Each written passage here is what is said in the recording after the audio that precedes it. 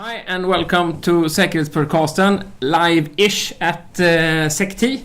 We're sitting here with Hanno Böck, who just came off stage doing a lightning talk on, like, say, OpenPGP and GNU-PG magicry. So, tell us a little bit about yourself and your talk. Okay, so I'm Hanno. I do all kinds of security things. I also write as a freelance journalist, mostly for a German IT news magazine. And today I gave a talk about how you can fake PGP signatures. And the general idea is just that if you have an email client and you have some kind of plugin or a functionality that checks signatures, what they usually do is they show some kind of green bar or some kind of indicator that this is a signed email. And in many cases you can just create an HTML mail which contains maybe a picture or maybe some CSS or that just simulates the same display of the signature that so it in one case it looks exactly the same, that only worked in one application. In others you can make it look very similar to a signed email. And the attack you did on Kmail, I think it was? Yeah, Kmail was the one more or less identical. More or less perfect. And only used like HTML and CSS, right? Yeah, that was it was very simple. There's just kind of a green bar on top and on the bottom and a border around it, and you build a table with where you set the right font, and then it's... I would say your conclusion there, like doing this optionally only when it's sort of verified, and adding to that doing it in user controlled space. That would be like the big wrongdoings in this case. Yeah. This is kind of like the websites with the little mark which says this has been secured by Norton or something. Exactly. Yeah, the image attack was pretty cool as well. Yeah. And they do a lot of crypto, but the crypto is not involved in the actual display of the security. So interesting there. Where do we go from here? How do we make this better and secure? Yeah, I'm not sure. So, I mean, this goes on the controversial space because, like, a lot of people just think PGP is a failure to begin with. And I'm not sure I want to have this debate in this context. But obviously, like, the first obvious thing to do is to show the security indicators somewhere where you cannot control it as an attacker. That would be a good start. That would be the start, right? And that is, for example, what Enigmail did. Like, I reported it to them, and then they just changed the order, so they now show the security bar on top of the headers, and not below where it's kind of in the email. But then again, but more than that, I mean, I kind of indicated that the browser vendors, particularly Google, they have done quite some research on security indicators, and the general conclusion is users don't understand what you tell them there. Like, if you tell them there's a signature, there's a certificate, they have no idea what that means. But a few users on PGP are little bit... Yeah, the thing, with PGP we're kind of maybe just assuming that the average users don't use it anyway, so maybe, but even with PGP, like, I feel that, I mean, there's this whole concept of the web of trust behind it, which I think is very, very hard to grasp mentally. So I don't have a simple answer where we're going from here. So there are a lot of questions after that. It's just, I mean, I was surprised that... But another thing is just all the email clients you show, they render it very differently. So unless you know the actual client very well, it becomes very, very hard to recognize any security warning, even if you're fairly above average user.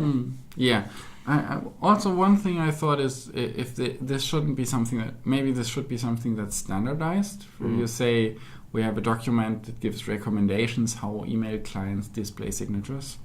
Yeah. Maybe that's a way. I mean, in browsers we have that, right? Everyone's putting a lock beside the URL.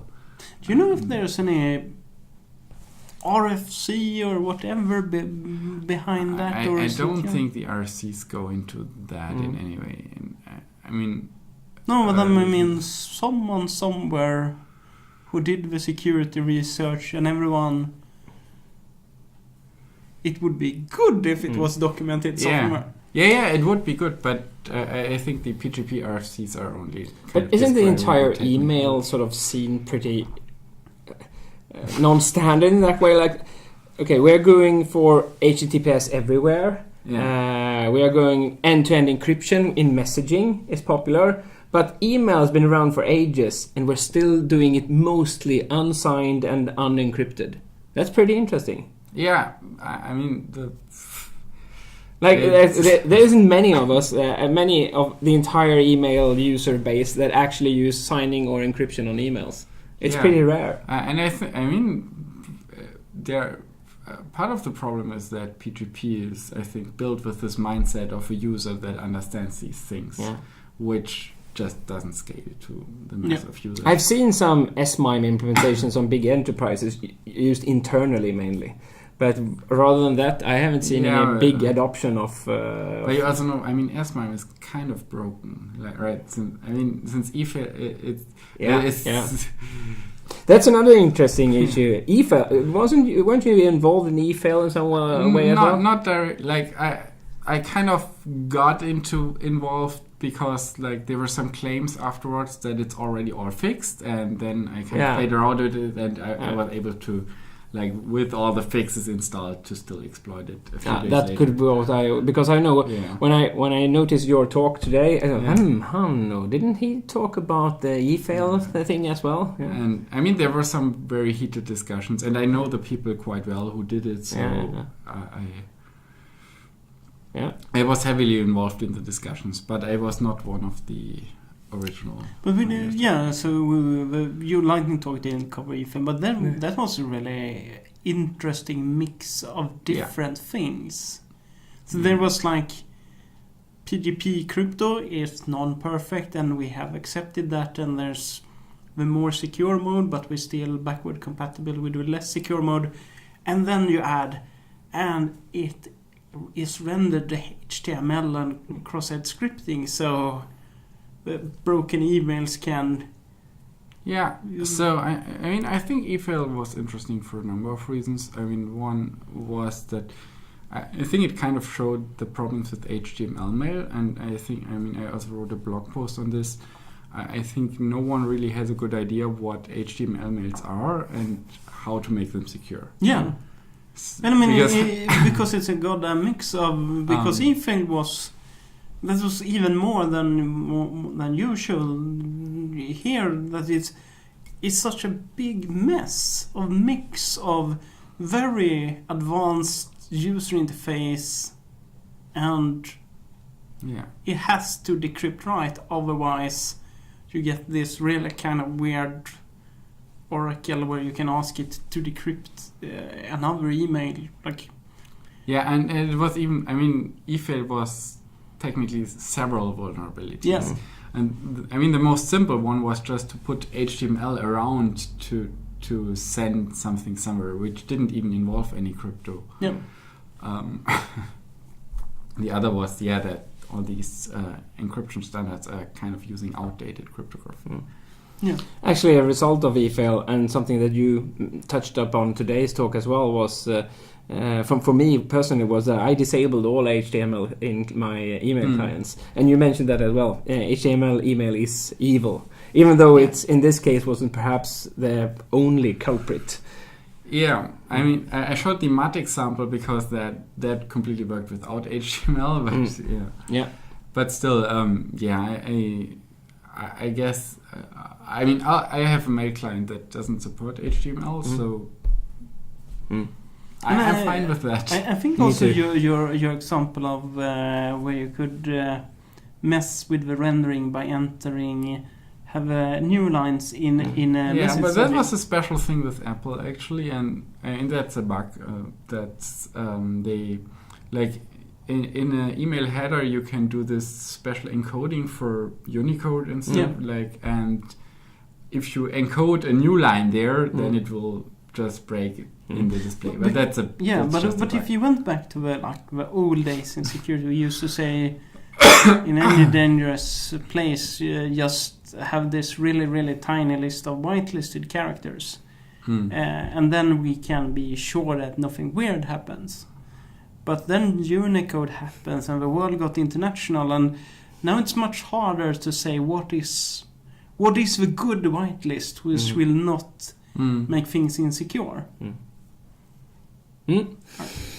Interesting. Let's see where the world takes us when it comes to email, because it's a chapter of itself. I heard the new kids don't use email at all. But it's only for work. Personal emails. I mean, I got so many spams and from e-shops, etc. But there's no human who actually wants to contact me over email. Okay, I mean, for me, I still use email a lot. I mean, it's the only kind of decentralized system we can agree on. It's somewhat widespread. And I mean, still, basically everyone has email because you need it for getting a Facebook account. That's a huge requirement, right? It's for the password reset function. Yeah. Well, thanks, Hanno, and let's go enjoy the other talks. And we see you later. Bye. Bye.